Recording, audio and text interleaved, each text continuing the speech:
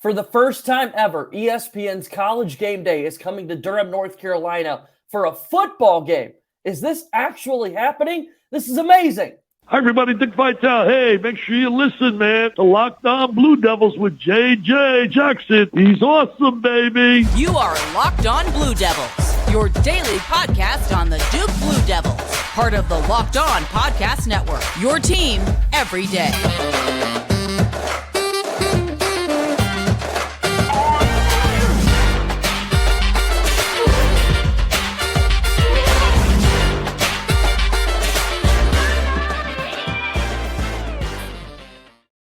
Hello, everybody, and welcome into another edition of the Locked On Blue Devils podcast. My name is J.J. Jackson, and it's so great to have you here with us on this Tuesday, September 26, 2023. We're excited to talk about everything going on in the life of Duke athletics. We'll talk about Duke football a good bit today with my good pal Jordan Mann at Duke FB Fans on Twitter. For the first time ever, ESPN's College GameDay, the football version, comes to Durham ahead of Duke and Notre Dame this upcoming weekend. We'll discuss Duke's win over UConn and so much more on today's show. If you haven't done so already, please be sure to follow and subscribe to Locked On Blue Devils for free wherever you get your podcast. Also, make sure you check out our YouTube page. Watch that each and every day. Hit that subscribe button. Follow us on Twitter at LO_Blue Devils, and I'm on Twitter at _JJ_Jackson_. Without further ado, let me bring on my good pal Jordan Mann, and it has finally happened, my friend. ESPN's College GameDay is coming to Durham. Oh my God! I mean, it's unbelievable. I mean, it's been I'm almost 30. It's my whole life I've been wanting College GameDay at Duke. I don't care how outdated some might view College GameDay.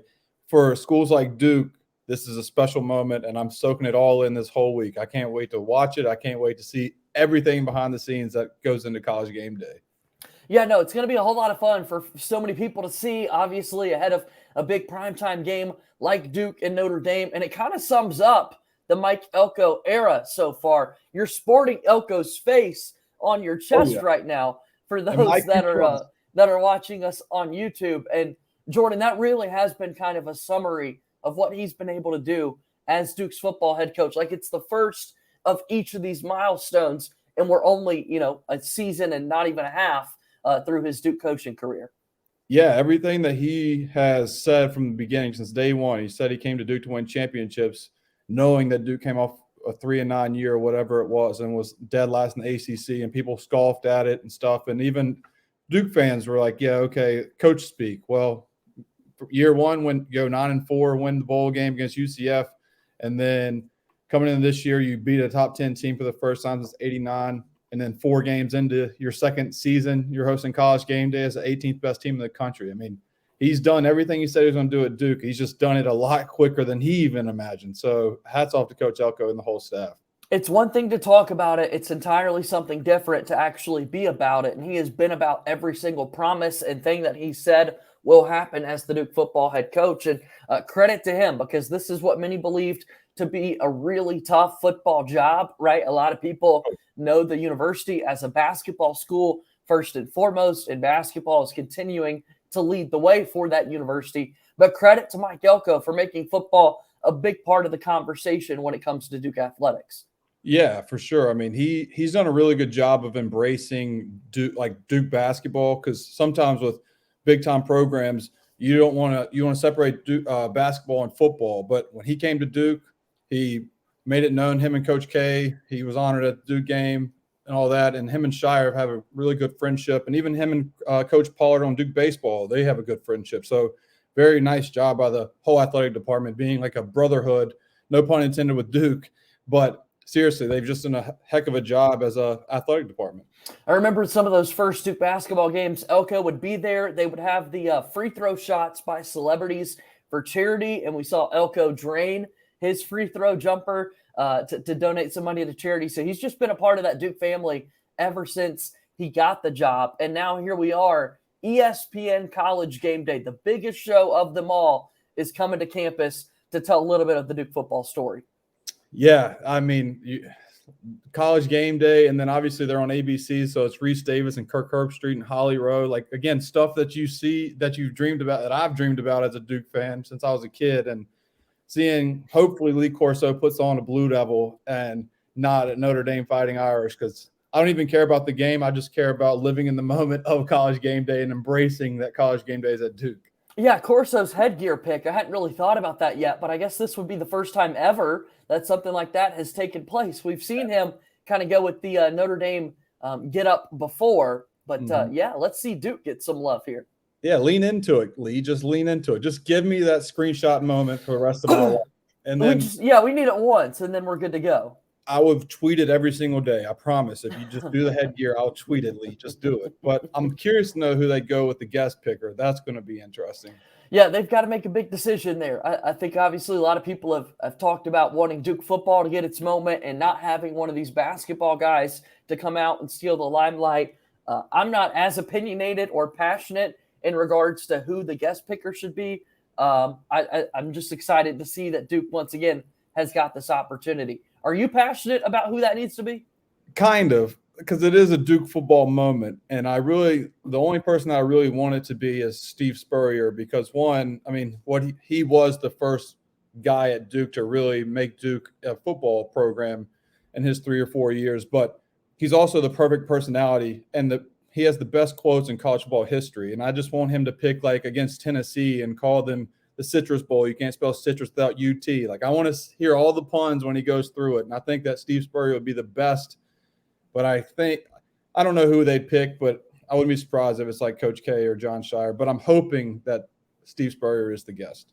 Well, Duke football is now 4-0. They had their first road victory of the season. They went up to Connecticut to play the Huskies. We'll talk about that game and more after our first time out here on today's episode of Locked On Blue Devils. Locked On Blue Devils here today is brought to you by our friends over at Gametime. Gametime is the best place for you to go and secure your last-minute ticket deals. Gametime, the only ticketing app that gives you complete peace of mind with your purchase. All-in prices show your total upfront, so you know you're getting a great deal without hidden fees. You can buy tickets in seconds with 2 taps. Gametime has deals on tickets right up to the start of the event or game, and even an hour after it starts. It's the place to find last-minute seats. Find exclusive flash deals and sponsored deals for tickets on football, basketball, baseball, concerts, comedy, theater, and more. The Gametime guarantee means you'll always get the best price. If you find tickets in the same section and row for less, Gametime will credit you 110% of the difference. Download the Gametime app, create an account, and use code LOCKEDONCollege for $20 off your first purchase. Terms apply. Again, create an account and redeem code LOCKEDONCollege for $20 off. Download Gametime today. Last-minute tickets, lowest price, guaranteed. Moving forward here on today's episode of Locked On Blue Devils, JJ Jackson alongside my pal Jordan Mann at Duke FB Fans on Twitter. I think we need another version of the origin story for you, because here we are. A lot of people are excited about this big-time moment for Duke football. You're going to be out there trending on social media, I would imagine, a little bit this week, Jordan Mann. So tell the people who the hell you are and a little bit about your love for Duke football. Yeah, so I run the Duke Football Fans account, as you see down there. I started it a few years ago, probably 6-7 years ago, and yeah, just grew up about 20 minutes from Durham and Mebane, North Carolina, and I fell in love with bad football. That's basically what it was. I was a kid going to Wallace Wade and always hoping that Duke could score 1 touchdown or keep it within 3 touchdowns, and I just fell in love with the underdog, and it really came to fruition when Cutcliffe came to Duke and showed that, hey, you can go from winning 0 games to 3 games. And I remember winning 3 games was a pretty big deal for Duke football. And then all of a sudden you go to a bowl game, a few heartbreakers in bowl games, the fumble at the Belk Bowl or the Arizona Bowl or the Sun Bowl against Arizona State. But, yeah, just as a kid, I grew up being a diehard Duke fan in general, and I was just wanting to will a victory with Duke football like Duke basketball was doing as growing up. We were spoiled as Duke basketball fans, and I was like, why can't there be both? And it took 29 years, but here we are where Duke is as relevant as the basketball program right now. Yeah, I love that. It's a 4-0 Duke football team after another win, 41-7, the final score against UConn. It's unbelievable that the 7 points per game streak kind of moves on. I know that they gave up 14 the week prior, but 3 out of the 4 games only giving up 7 points to the opponent. Really impressive job by that Duke defense. I feel like we've always started in our breakdowns lately by talking about the offense. Let's switch it up today. Give me some love for the Duke football defense and what you liked about their performance on Saturday against UConn. Oh, yeah. I mean, they dominated the trenches. I mean, speaking of going back to me being a Duke football fan where it started, one of the games I went to when I was a kid was Duke-UConn, and UConn beat Duke 42-14. And my dad was like, why can't we beat UConn? And now fast forward like 15 so years, Duke does a beat down at UConn 42-7. And yeah, Duke dominated the trenches. It's an inferior opponent, and Duke dominated the trenches against an inferior opponent. I think they had like 32 total yards or something like that in the first half, and Duke really just came in, dominated on defense, and Brandon Johnson still making plays, linebackers making plays, causing turnovers. Dwayne Carter with a thick 6 touchdown against the UConn Huskies, and that's 2 career touchdowns for Dwayne Carter in back-to-back years. He had one against A&T, a scoop and score, and now this year against UConn, scoop and score. But yeah, Duke's front 4, front 6 just dominated the trenches all game. UConn did not score until 12 seconds left in the game. They were finally able to find the end zone. So nearly a shutout for Duke. Really, really dominant defensive performance. Yeah, and if you had the under in that game, I'm sorry, it closed at like 45. And oh wow, I didn't realize that. The final touchdown made it hit the over with 48, 49, whatever it was. But yeah, tough for you if you had the under in that game because Duke dominated the whole game. We love to see it. So talking about this Duke football defense a little bit more, Brandon Johnson is a name that you brought up a second ago, and he's been a name that a lot of people have kind of been talking about given Duke's play. A name that we weren't speaking about as much going into the season. A lot of love for the defensive linemen, as you said. A lot of questions about that linebacker room and what it could look like. New transfers in the secondary into the program. We weren't talking about Brandon Johnson as much, but he's given us a lot of reason to talk about him so far this season. Yeah, Brandon Johnson, I mean, the guy is he's a missile. Like, he is a missile on defense. I mean, I don't know what he's listed at. That has him 5'10", 180. We'll go with that. He might be 5'8", 5'9", 180, but the guy is a bullet when he's blitzing. And I've seen him win matchups against offensive linemen that nobody's really supposed to win blitzing as much as he does. And it doesn't matter if it's UConn, Lafayette, or Clemson. He's going to pop somebody in the mouth and get in the backfield. And the guy just is addicted to finding the ball. So the guy is an absolute playmaker. Another 1.5 tackles for loss this past weekend. Where's jersey number 3? He's flying all across your screen. So a lot of love for Brandon Johnson with what he's been able to do this season for Duke football. Give me another standout on the defense. Again, we talked about the scoop and score for Dwayne Carter, but we're always talking about him. Who was somebody else that's been impressing you through 4 games of the season? Well, last game, Anise Peebles had a sack and a half. So he had a sack and a half, and the front 4 did a great job on a stunt. He got free and had a sack. But what guy I'm going to go with is Miles Jones. He didn't play against UConn. They rested him. He had a little minor injury there, but they basically were holding him for Notre Dame, but came in, 7th-year senior from A&M. He's played 3 games in 3 years due to injury, comes to Duke, and he's had 2 interceptions in 3 games. And the guy is 6'4", long, had a hell of a pass breakup against Clemson and had a pass breakup and a pick against Northwestern. And I'm excited to see him against Notre Dame's talented wide receivers passing game because we know what Hartman can do, but Duke having Miles Jones and Al Blades out in the secondary and Chandler Rivers is very impressive, and I'm very excited for Duke to go toe-to-toe again with another superior opponent. What about this Duke football offense? 41 points on the scoreboard. Again, 6 of them were on that scoop and score by Dwayne Carter. Todd Polino knocked a couple of long-range field goals down, but the running game found the end zone a good bit. Once again, the numbers might not be eye-popping as some previous weeks, but it feels like this season, just 2 passing touchdowns so far for Riley Leonard. So if Duke's going to score, they're likely running that thing in. Yeah. Kevin Johns, I mean, he's done a heck of a job this year calling plays. Duke did struggle in the run game this past week, but that's one thing UConn's really good at. Their strength is the run defense. They held NC State. Same deal with Duke. NC State had trouble moving the ball on the ground against UConn, and he adjusted well and took the top off the defense with Riley Leonard. They were being aggressive from the first possession. Riley had Jordan Moore open, just overthrew him by a couple yards, and that ended the streak of, I think, 5 straight games Duke scored on the opening drive of a game. And it could have been easily 6 if Riley hit Jordan, but Duke won 41-7, so I'm not going to be upset about him missing that. But, yeah, the offense, man, Jordan Waters, I think, has 7 rushing touchdowns in 4 games. So the guy just finds the end zone. 7 carries, and 2 of them were touchdowns. I like those. I like those odds. Yeah, no, good stuff from the Duke run game, that's for sure. So, and for the passing game, to pick up a little bit, like you look at the counting stats, again, only 2 touchdown passes this season for Riley Leonard. The passing yards really aren't that crazy as well when you look at some of the other leaders across the country and across the ACC, but they're finding other ways to score. It's not like Duke hasn't been scoring in many of these games. They've been finding the end zone. It just hasn't been through the air, which is what we were talking about the vast majority of the offseason.